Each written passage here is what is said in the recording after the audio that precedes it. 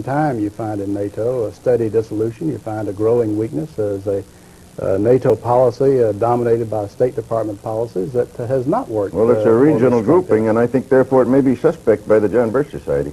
We're talking with Congressman Larry McDonnell, who has recently been elevated, I guess, to chairmanship of the John Birch Society, succeeding Robert Welsh. We'll be back in a minute.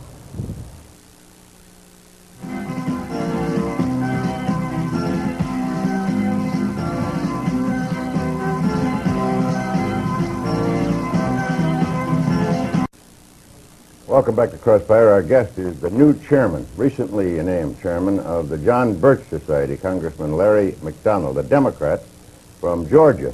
Mr. McDonnell, your predecessor believed that the PTA was too left-wing and that and the John Birch Society at one time tried to infiltrate it, or so he said. He used the word infiltrate. Is that part of your program now?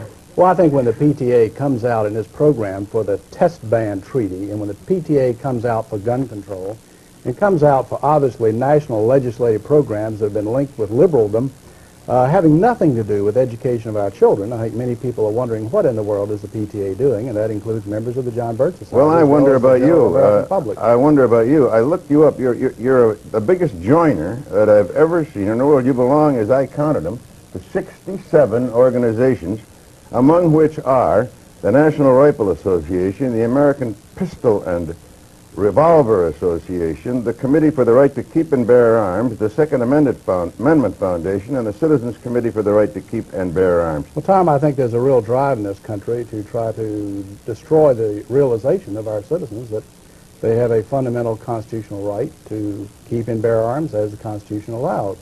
And unfortunately, there are those in our society, including elements of the PTA nationally, not always locally by any stretch, but nationally, who would believe that the federal government should restrict the right of citizens to keep and bear arms. Can I get back to What kind of grades do you give Ronald Reagan as president? And what kind of grades is the John Birch Society giving?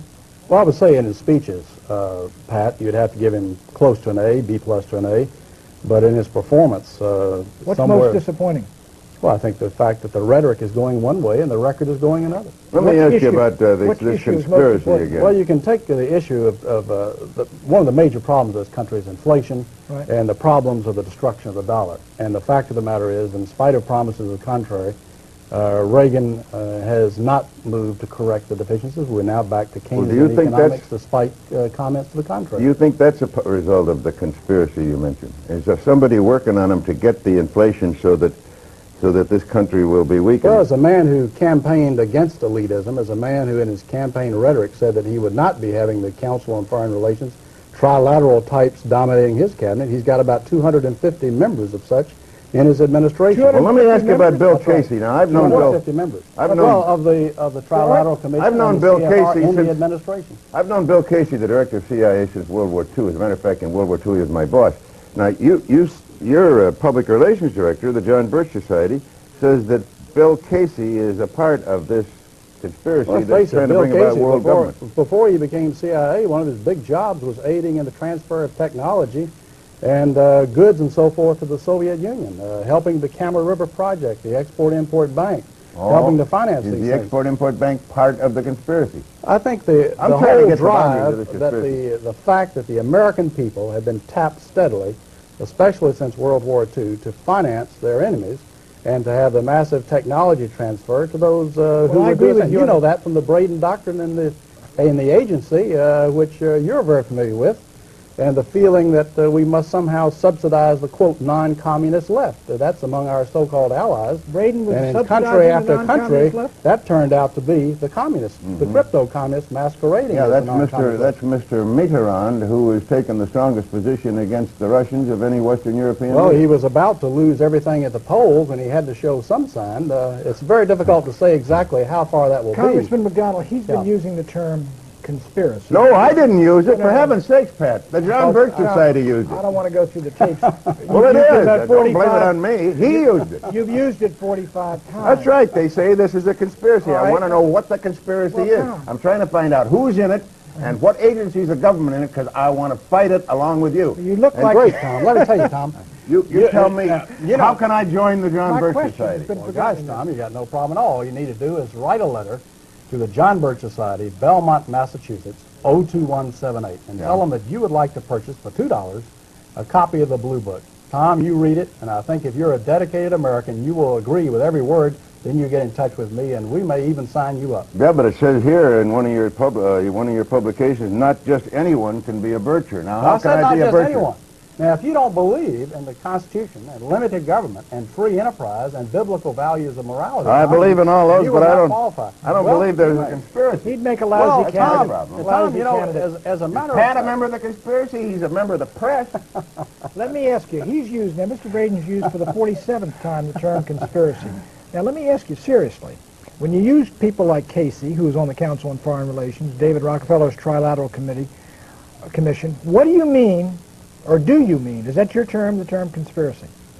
Well, there are many different levels of the problem. But yes, the term has been used, the term of conspiracy. When you have a group of people... they're actively collaborating, and at the other end of that point of collaboration are communists, and on this end of the point of collaboration is Bill Casey and trilateralists and CFR Al guys. Haig.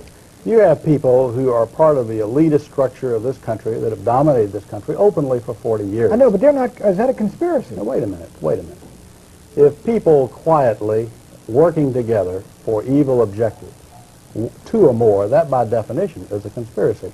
You have, by their own admission, you look at The Tragedy and Hope by Professor Carroll Quigley, who's a member of this elitist group. He says, sure, we've been working this. Sure, we've been collaborating with communism. Yes, we're working for a global accommodation. Yes, we're working for world government. The only thing I object to is that we have kept it a secret. And I think we've gone so far along, we should come out and say, I'll bet you $1.50 that Bill Casey doesn't know who Professor Quigley is. I don't. He's at Georgetown a number of years ago. He died a couple of years ago, and he wrote The Tragedy and Hope. He's a very noted member of your club, Tom.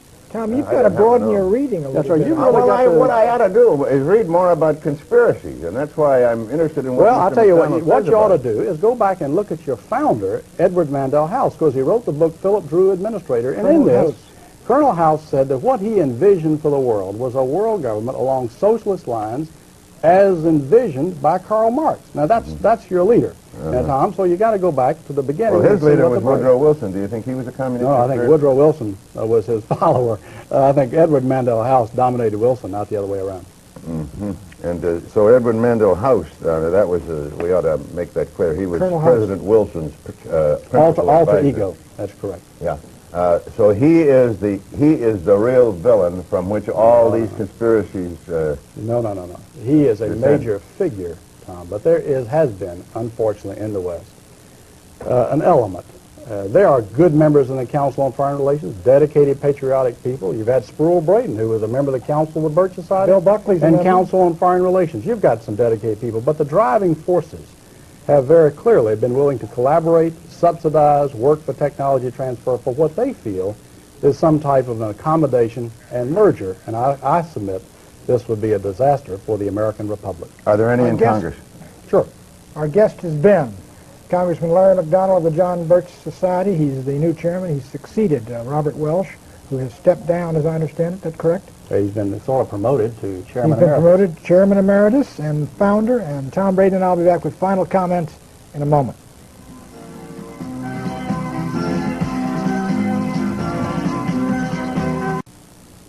Pat, I just want to tell you, I think some of the people who served in the Nixon White House are good, clean, upstanding, patriotic Americans. And some of them, on the other hand, are suspect. And I'm just going to have Larry McDonald, the head of the Birch Society, take a look at some of those people, and I wonder if he might find you.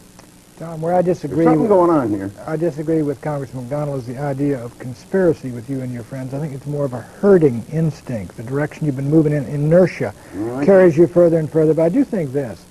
That slogan, get the U.S. out of the UN and the UN out of the U.S., looks better and better every day, doesn't it?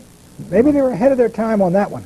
No, Pat, I think we got to have communications with the world, and the UN makes me mad too, but I don't think it's a part of the great conspiracy which extends from Bill Casey and Al Haig all the way to communism. Where Joseph Stalin and Mao and all of these other criminals, horrific genocidal murderers, are given a slap on the wrist by history. Stalin killed 4 times as many people as Hitler. Mao more than Stalin. 60 million of his own people to bring about their change. This change that David Rockefeller said Mao Zedong was one of the greatest leaders in history. You know, he killed 60 million of his own people.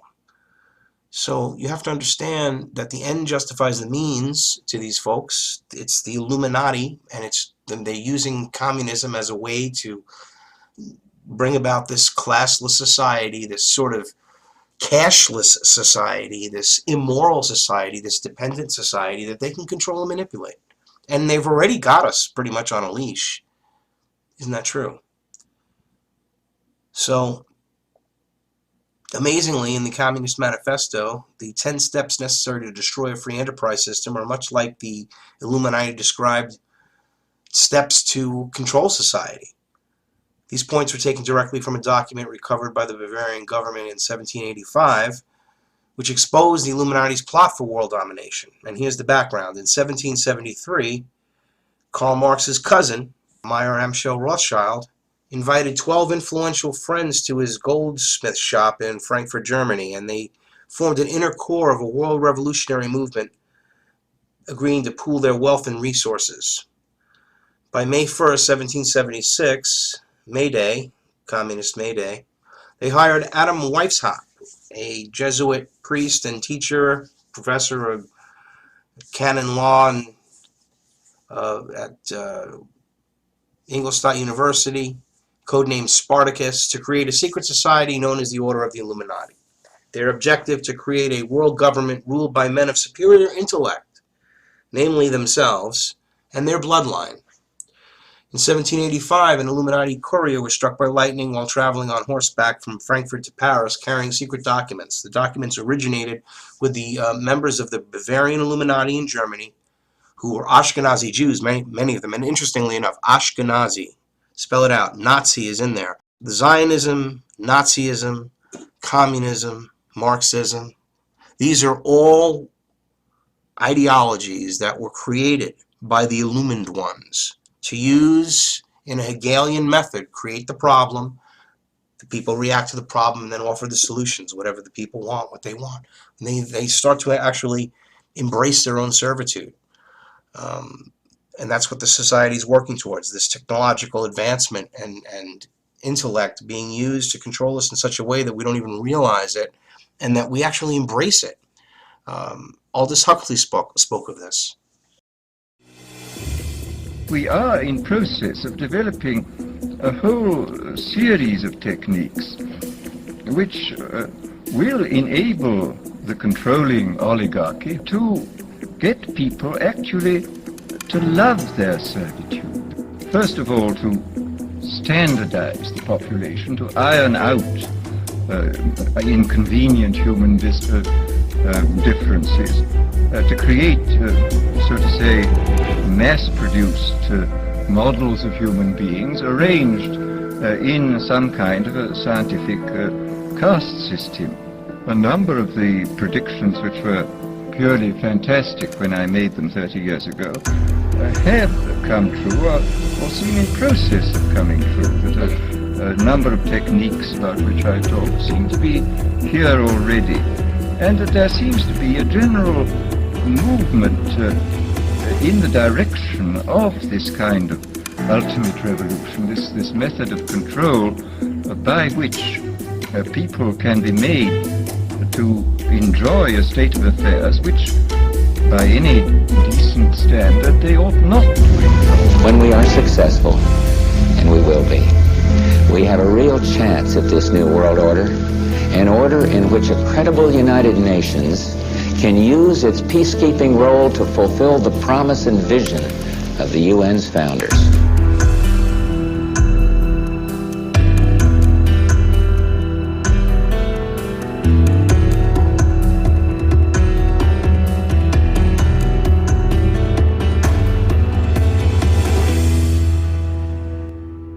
So while the mass media and public opinion has been primed that any communist conspiracy against America, like with all the communist